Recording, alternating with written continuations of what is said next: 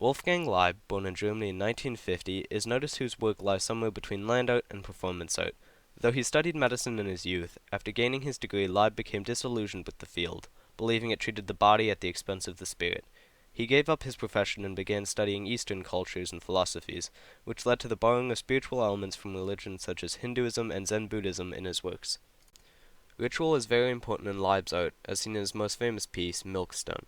For this work, Laib sends down the center of a marble slab for hours before beginning the very slow process of filling it with milk. The end result of the artwork resembles a solid slab of white marble as though it was never sanded down at all.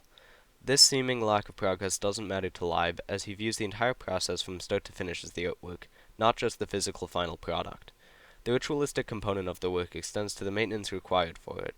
Every day, the milkstone must be emptied and refilled in a process that very closely resembles a Japanese tea ceremony. Beyond simple rituals, the milkstone also references Hindu offerings, as it is common for milk to be poured over an altar as a form of libation. In another one of his works, Without Place, Without Time, Without Body, Laib creates 5 piles of hazelnut pollen surrounded by hundreds of piles of rice, all placed into a grid.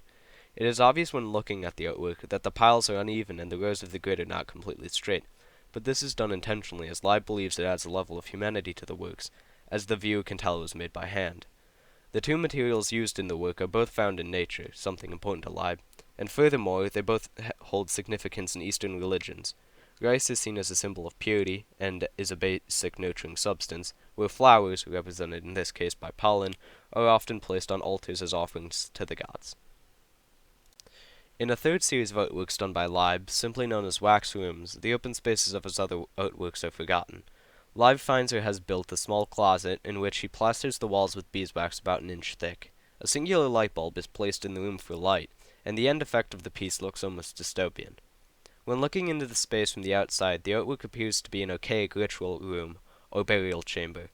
Once someone enters the room itself, the smell of beeswax overwhelms and disorients them. Around them in the claustrophobic space is an uneven and seemingly discolored yellow material, bearing a sort of ominous atmosphere, despite Leib's simple desire to connect people to nature through the senses. Through his artworks, some of which have been recreated and displayed for dozens of years, Laib brings nature and an attention to the spirit to his viewers and remains a constant in an ever-changing world.